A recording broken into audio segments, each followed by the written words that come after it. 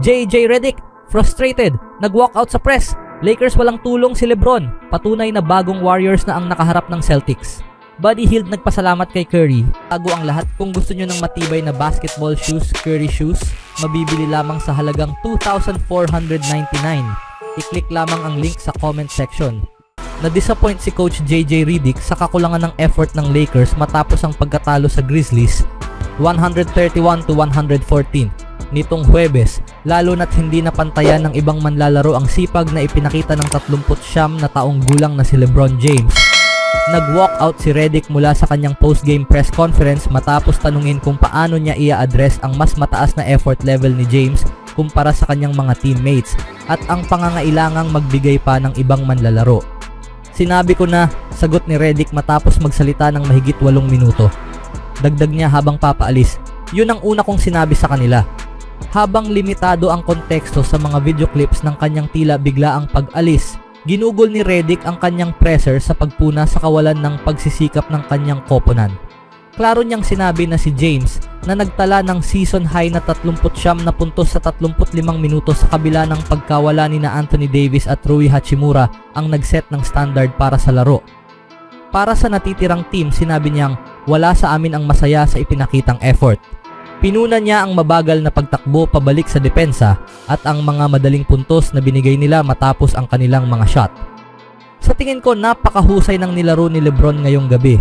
Pinakamalaking bagay na kapansin-pansin, naglaro siya ng matindi, sabi ni Redick. Halos 40 taong gulang na at siya pa rin ang pinakamasigasig sa aming team. Marami itong sinasabi tungkol sa kanya.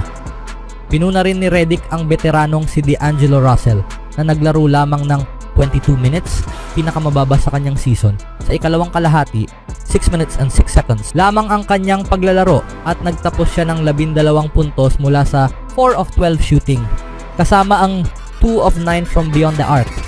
May kinalaman ito sa level ng competitiveness at atensyon sa detalye, ilan sa mga bagay na pinag-usapan namin sa kanya nitong mga nakaraang linggo, paliwanag ni Redick sa pagbigay ng mas kaunting minuto kay Russell sa ikalawang half. Pero hindi naman ito parusa. Pakiramdam lang namin na para magkaroon kami ng tsansang manalo, ito ang ruta na dapat naming tahakin.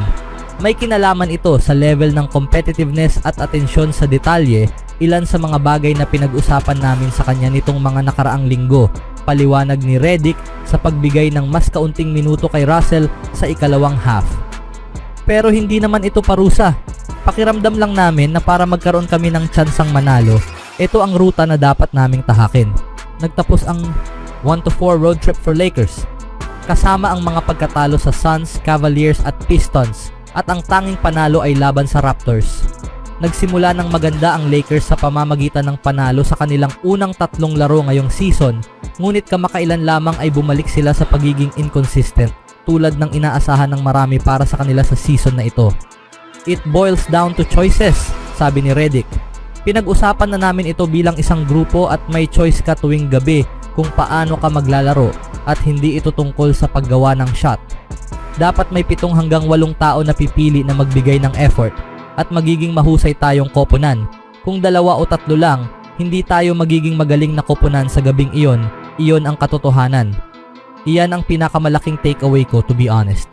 Anong masasabi niyo mga kaibigan sa sitwasyon ngayon ng Lakers? Sa ibang balita naman, ginugol ng Warriors ang malaking bahagi ng unang quarter noong Miyerkules ng gabi sa paghahanap ng kanilang ritmo at matapos ang 5 minuto ay nahuhuli na sila ng 11 punto. Mapanganib na paraan ito para sa anumang koponan na ipakilala ang sarili sa mga defending champion na Celtics, lalo na sa Boston. Pumasok si Gary Payton, may natitirang 7:21 minutes in first quarter. Sa sumunod na 7 minuto, nagmintis ang Celtics ng 8 sa 9 na attempt, nagkaroon ng 3 turnovers at biglang napagtanto nila na hindi ito ang parehong Warriors na dinurog nila ng 52 puntos noong nakaraang Marso sa TD Garden. Natuklasan ng Golden State ang kanilang ritmo sa pamamagitan ng depensa na nagbigay ng sapat na lakas para sa tagumpay na 118-112 na tiyak na nakatawag pansin sa NBA. Pagkatapos naming maka-adjust sa laro, maganda ang ginawa naming pag-pressure sa kanila at nagawa namin silang hindi komportable, ani Coach Steve Kerr sa mga reporters sa Boston. Ito ay isang pahayag, sabi ni Buddy Hield, na pumasok sa laro 84 na segundo matapos si GP2. Kung hindi namin mapapanalo ang larong ito, sasabihin ng lahat, ay, hindi naman sila malakas. Kaya, kailangan mong magbigay ng pahayag, tama ba? Sa kabila ng usapan tungkol sa lalim ng koponan at mas malaking focus sa 3-point shooting, anumang pahayag na gustong iparating ng Warriors ngayong season ay dapat magsimula sa depensa. Dapat itong magsilbing pundasyon ng kanilang tagumpay dahil ito ang nagbibigay daan sa kanilang depth, mabilis na tempo at mga transition 3 points na nagbibigay ng panlalamig sa kalaban. Nanalo ang Warriors sa 7 sa unang 8 laro nila dahil nagiging regular na ang kanilang depensa. Sila ay nagiging agresibo sa trapping at palaging handang makialam sa mga passing lanes. Sapat ito para maiparamdam ang takot sa opensa ng kalaban.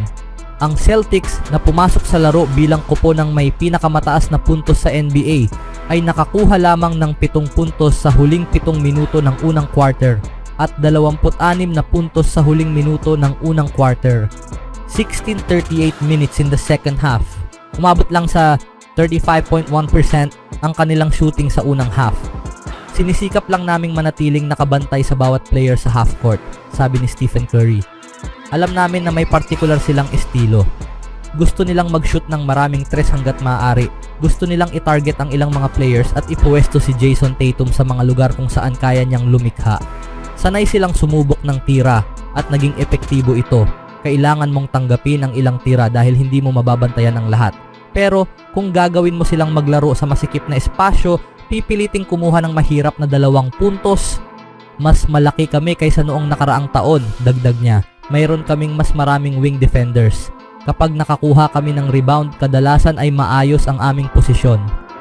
Ang huling 16 na minuto ng unang half ay tila isang exhibition na minsan ay nagpapakita ng estilo ng Warriors na kilala bilang death lineups na umuubos ng lakas ng mga kalaban simula noong 2014-15 season. Nang sumagot ang Celtics ng 72 puntos sa ikalawang half, nagpapaalala ito na una, sapat silang malakas para manalo noong nakaraang season at pangalawa, nasa simula pa lang ang Golden State ng uri ng pagbabagong ito na nangangailangan ng oras at karanasan. Ngunit ang pagbabagong ito ang nagtulak kay Kerr na kunin si Jerry Stackhouse bilang assistant coach ngayong tag-init para tumutok sa depensa. Si Stackhouse na may karanasan bilang head coach sa G League at sa Vanderbilt University ay pinupuri ng mga manlalaro bilang ang nasa likod ng mas pinatinding pagsisikap sa depensa. Aaminin ko, may mga baskets na binibigay ko, mga murat simpleng tira na kailangan kong pagbutihin, sabi ni Hield na mayroong candid na pagtingin sa sarili. Nasa akin yon, kailangan kong sundin ang game plan. Lagi akong pinapaalalahanan ni Stack, ni Draymond at lahat ng mga kasama ko. Natututo akong magkaroon ng championship habits. Iyon ang sinasabi nila sa akin. Kahit nasa trial and error phase pa lamang nagpapakita na ng pag-unlad ang Warriors kumpara sa nakaraang season. Ang kanilang metrics ay pataas sa kabuuan. Una sa rebounds, una sa drawn charges, pangalawa sa defensive rating, pangalawa sa contested shots, at pangalawa sa field goal percentage ng kalaban. Pangalawa rin sila sa deflections, pangatlo sa contested 2-point shots, pang-4 sa blocks, pang-5 sa steals, at pang-9 sa loose balls recovered. Mula sa pagpaplano na ayusin ang depensa noong nakaraang season ay talagang inaayos na nila ngayon ang depensa. Ito ang mas pinatingkad na resulta ng play everyone concept ni Kerr. Sa isang 13-man rotation, bawat player ay alam na walang dahilan para magtipid ng lakas. Ibuhos ang buong enerhiya sa bawat minuto at pagkatapos ay maupo at hayaan ang susunod na manlalaro na gawin ang parehong bagay. Sa teorya, kung naglalaro tayo ng maraming players ng 15 hanggang 22 minuto, dapat ay kaya nilang magbigay ng lahat sa oras na iyon, ani Kerr. Nakukuha namin iyon. Ngayong gabi, ito ang unang laro na may 3 players kami na naglaro ng mahigit 30 minuto. Iyon ang kinailangan upang talunin ang mga kampeon, upang magbigay ng pahayag, upang ipakita sa buong liga na ang depensa kahit nasa phase pa lamang ng pagdevelop, ay bumabalik sa Golden State. Anong masasabi niyo mga kaibigan?